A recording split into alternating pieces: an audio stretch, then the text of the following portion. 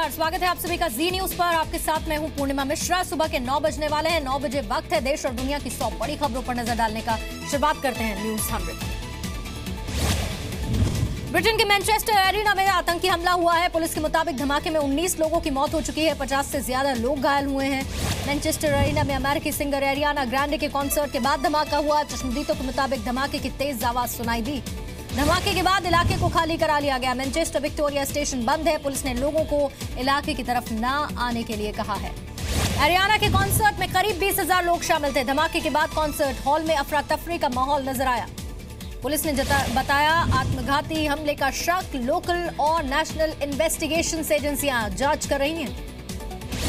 Social media पर चल रहा है आतंकी का एक वीडियो। क्रूसेडर्स पर हमले की बात कहता नजर आया एक नकाबपोश आतंकी। ब्रिटिश पीएम थेरेसा मे ने आतंकी हमले को डरावना बताया। हाई लेवल मीटिंग भी बुलाई है। प्रधानमंत्री नरेंद्र मोदी ने मैनचेस्टर एरिना में हुए आतंकवादी हमले की निंदा की। हमले पर अफसोस जाहिर किया। चश्मदीदों के मुताबिक टिकट खिड़की के पास धमाका हुआ। पहले कुछ चश्मदीदों ने गुब्बारे फटने की आवाज सुनाई देने की बात कही थी।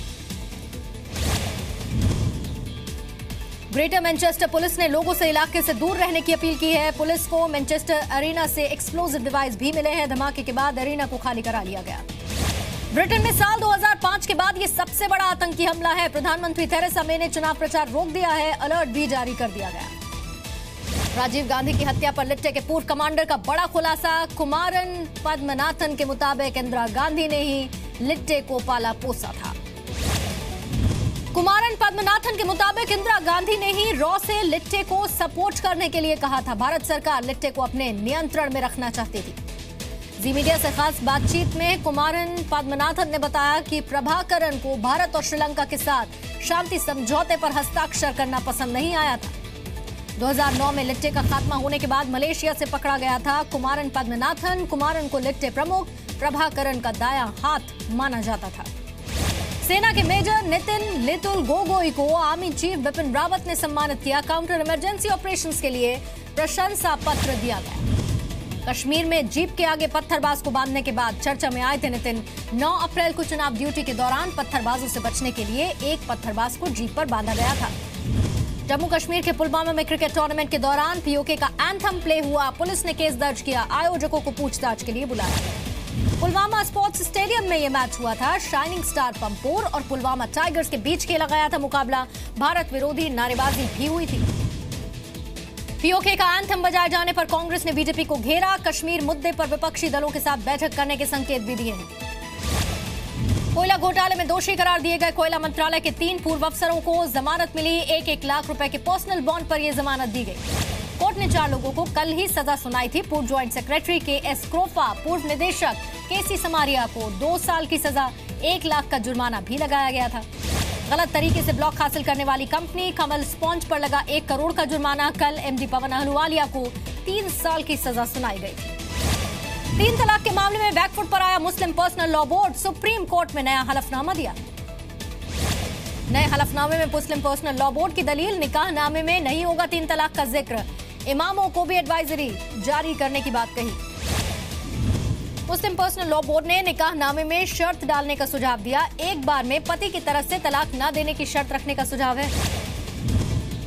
पीएम के 2 दिन के गुजरात दौरे का आज दूसरा दिन है। आज गांधीनगर में अफ्रीकी विकास बैंक की बैठक में हिस्सा लेंगे पीएम मोदी।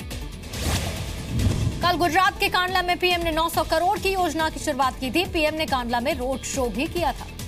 वित्त मंत्री अरुण जेटली ने अरविंद केजरीवाल के खिलाफ एक और केस किया। दिल्ली हाईकोर्ट में 10 करोड़ की मानहानि का केस दर्ज कराया। राम जेठमलानी ने बढ़ाई केजरीवाल की मुश्किल। कोर्ट में राम जेठमलानी ने जेटली के लिए आपत्तिजनक शब्द का इस्तेमाल किया। एयरसेल मैक्सिस केस में पूर्व टेलीकॉम मंत्री दयानिधि मारन और कलानिधि मारन के खिलाफ याचिका दायर। दिल्ली हाईकोर्ट ने सीबीआई से जवाब मांगा। कुलभूषण जाधव के खिलाफ पाकिस्तान के खैबर पख्तूनख्वा की विधानसभा में प्रस्ताव पास हुआ। कुलभूषण को जल्द ही फांसी देने की मांग की गई। 2016 में भारत में विस्थापित हुए करीब 24 लाख लोग। रिपोर्ट के मुताबिक संघर्ष, हिंसा और आपदाओं की वजह से विस्थापित होने में भारत तीसरे नंबर पर है। चुनाव आयोग ने टाला राज्यसभा की 10 सीटों के लिए होने वाला चुनाव। राष्ट्रपति चुनाव और ईवीएम पर सवाल के बाद फैसला। गुवाहाटी में एनआईए की स्पेशल अदालत आज 15 दोषियों को सजा सुनाएगी। सरकारी पैसे को आतंकी संगठनों को देने के आरोप में कल दोषी साबित हुआ था। नोबेल पुरस्कार विजेता मलाला यूसुफजई पर हुए हमले का पाकिस्तानी सांसद ने सवाल इस पर उठाए। जानबूझकर पूरी कहानी रचने का आरोप लगाया। दिल्ली के कमल विहार इलाके से 2 कंकाल बरामद हुए। मुनव्वर नाम के व्यक्ति समेत 6 लोगों की हत्या हुई थी। मुनव्वर के दोस्त बंटी ने साजिश रची थी। दिल्ली के चांदनी चौक पर कपड़े की दुकान में भीषण आग लग गई। इलाके से आम आदमी पार्टी की विधायक अलका लांबा के पहुंचने पर लोगों ने विरोध किया।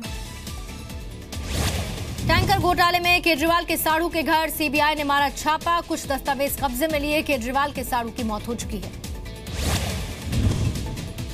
महिला से बदसलूकी के आरोप में आम आदमी पार्टी नेता संजय सिंह के पीए और एक कार्यकर्ता पर केस दर्ज। इसी महिला ने संजय सिंह को थप्पड़ मारा था। आज होगी दिल्ली बीजेपी की कार्यकारिणी की बैठक। सुबह 11 बजे दिल्ली बीजेपी अध्यक्ष मनोज तिवारी इसका उद्घाटन करेंगे। आज एमसीडी स्कूलों के छात्रों से मिलेंगे दिल्ली के CM Arvind Kejriwal. Deputy CM और शिक्षा मंत्री मनीष सिसोदिया भी मौजूद रहेंगे। दिल्ली यूनिवर्सिटी में दाखिलों के लिए ऑनलाइन रजिस्ट्रेशन की शुरुआत। 10 दिनों तक चलने वाला काउंसलिंग सेशन भी शुरू हुआ। दिल्ली में 1984 सिख दंगों का मामला। जगदीश टाइटलर ने कोर्ट में लाई डिटेक्टर टेस्ट कराने से मना किया। मुंबई में आत्महत्या करने वाले 25 किसानों की अस्थियां लेकर धरने पर किसान बैठा है। सीएम फडणवीस से कर्ज माफी की मांग भी की। पणजी पहुंची आधुनिक सुविधाओं वाली ट्रेन तेजस। कल शाम मुंबई के छत्रपति शिवाजी टर्मिनस से रवाना हुई थी। यूपी में शराब बिक्री का लाइसेंस देने में करप्शन के आरोप पर हाईकोर्ट में सुनवाई। मायावती अखिलेश राज में बड़े घोटाले का आरोप। लखनऊ के श्यामा प्रसाद मुखर्जी अस्पताल में बदहाली का आलम। डॉक्टर से मिलने और दवाई लेने के लिए कई घंटे तक लाइन में मरीज खड़े रहते हैं। यूपी के बुलंदशहर में पंचायत का तुगलकी फरमान। प्रेम विवाह करने वाले जोड़े को जिंदा जलाने का फरमान देने का आरोप। यूपी के गोंडा में लड़की को अगवा कर गैंगरेप। वारदात के 3 आरोपी फरार। हाथरस में दुकान में खड़ी बाइक में रखे 20,000 रुपए चोरी हुए। सीसीटीवी में रिकॉर्ड हुई चोरी की वारदात। बरेली में ट्रांसफर के बावजूद रोके गए एसएसपी जोगिंदर कुमार। विधायकों ने योगी को चिट्ठी लिखी थी निकाय चुनाव में फायदे के लिए रोकने का आरोप। Retired IAS MN Vijay Kumar ने यूपी के मुख्य सचिव को चिट्ठी लिखी। कहा आईएएस अनुराग तिवारी ने कर्नाटक छोड़ने से पहले किसी घोटाले की बात कही थी। बांदा के गुरेह गांव में योगी के संभावित दौरे को देखते हुए स्कूल के बच्चों को बांटे गए बस्ते। नहीं आने की खबर के बाद शिक्षकों ने वापस छीन लिए। उत्तर प्रदेश के चंदौली में एक्सपायरी डेट वाली कोल्ड ड्रिंक्स की भरमार है। खाद्य विभाग ने गोदाम पर छापा मारा। हजारों लीटर कोल्ड ड्रिंक को जब्त किया। अलीगढ़ में 2 पक्षों के बीच हुए विवाद के बाद तनाव बरकरार है। दलित समुदाय ने धर्म परिवर्तन की धमकी दी। ठाकुरों ने भी एसएसपी दफ्तर पर धरना दिया। यूपी में रोडवेज दुर्घटना राहत निधि से मुआवजा देने का मामला। 109 करोड़ के फंड से सिर्फ 49 लाख रुपए ही बांटा गया। बागपत में गवाह के परिवार पर दबंगों ने हमला कर दिया। फायरिंग में लड़की समेत 3 लोग गंभीर रूप से घायल हुए। योग गुरु बाबा रामदेव ने मोदी सरकार की तारीफ की। कहा 3 साल में नहीं लगा कोई दाग। कोई भी घोटाला नहीं हुआ। रुड़की देवबंद रेल प्रोजेक्ट पर बोले हरिद्वार से बीजेपी सांसद रमेश पोखरियाल निशंक। कहा रेल मंत्री से मिलकर बात करेंगे। गर्मी से बचने के लिए नैनीताल में टूरिस्ट की भीड़। जिला अधिकारी ने तैयारियों को लेकर बैठक की। मध्य प्रदेश के दतिया में पुलिस वालों की लड़ाई का वीडियो वायरल होने के बाद कार्रवाई हुई है। दोनों पुलिस वाले लाइन अटैच किए गए।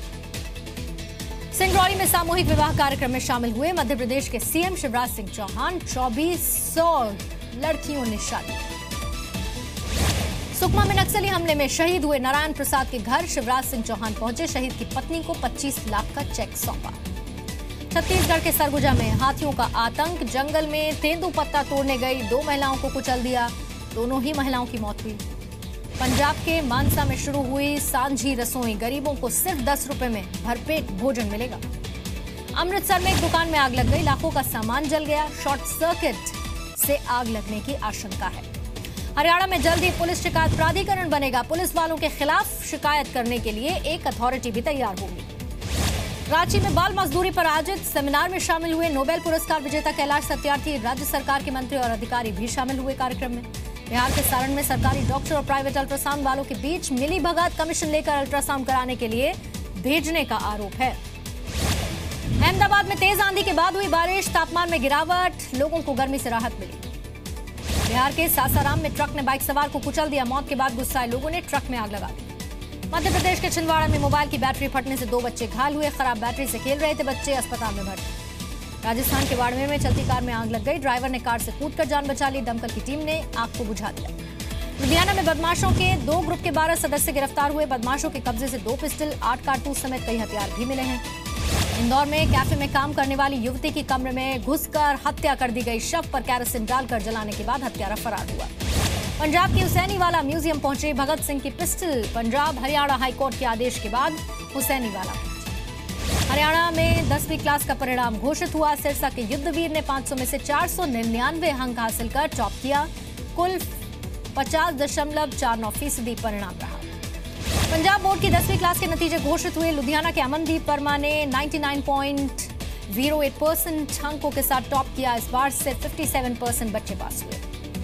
लड़कियों में पंजाब के रूपनगर की श्रुति वोहरा ने टॉप किया। सब्जी बेचने वाले की बेटी हैं श्रुति, 98.77% अंक हासिल किए। एसिड अटैक पीड़ितों के लिए पंजाब सरकार ने बनाई खास नीति। पीड़ित महिलाओं को हर महीने 8,000 रुपए पेंशन देने का प्रस्ताव है। नॉन परफॉर्मिंग एसेट से निपटने के लिए आरबीआई की तैयारी है। अध्यादेश को लागू करने के लिए एक्शन प्लान तैयार। एनपीए पर लगाम लगाने के लिए आरबीआई करेगा कमेटी में बदलाव। आरबीआई ने बैंक से डूबे हुए कर्ज पर जानकारी भी मांगी है। जीएसटी से महंगी नहीं होंगी मोबाइल सेवाएं। इनपुट क्रेडिट घटाने के बाद कॉल दरें तय करेगी टेलीकॉम कंपनीज। ओवर चार्जिंग करने वाले अस्पतालों की सरकार ने जानकारी मांगी है। सरकारी इंश्योरेंस कंपनियों की रिपोर्ट देने का भी आदेश दिया है। चैंपियंस ट्रॉफी के लिए 24 मई को इंग्लैंड रवाना होगी टीम इंडिया। 4 जून को टीम इंडिया का पहला मुकाबला पाकिस्तान से है। आईपीएल के बाद अब खिलाड़ियों की निगाहें चैंपियंस ट्रॉफी पर। 1 जून से इंग्लैंड में खेली जाएगी चैंपियंस ट्रॉफी। टीम इंडिया के कोच कुंबले ने ग्रेड ए खिलाड़ियों के लिए 150% सैलरी बढ़ाने की मांग की। सीओए से इसकी सिफारिश की है। बैडमिंटन स्टार पीवी सिंधु ने जीत के बावजूद सुड्रीमैन कप में भारत की हार हुई है। मिक्स्ड टीम चैंपियनशिप में डेनमार्क ने भारत को 4-1 से हरा दिया। फ्रेंच ओपन के लिए पूर्व स्टार टेनिस खिलाड़ी आंद्रे अगासी होंगे नोवाक जोकोविच के कोच। जोकोविच ने कहा अभी लंबे करार के लिए बात नहीं हुई। रियल मैड्रिड ने एक बार फिर से स्पेनिश फुटबॉल लीग का खिताब जीत लिया है। जीत के बाद मैड्रिड शहर में टीम का जोरदार स्वागत हुआ। इजरायल दौरे पर गए अमेरिकी राष्ट्रपति डोनाल्ड ट्रंप ने ईरान को चेतावनी दी। आतंकियों की आर्थिक मदद बंद करने के लिए कहा। थाईलैंड की राजधानी बैंकॉक में एक आर्मी हॉस्पिटल में बम धमाका हुआ। 25 से ज्यादा लोग जख्मी हुए। वेनेजुएला की राजधानी कैराकस में लूटपाट आगजनी, एक व्यक्ति को जिंदा जला दिया।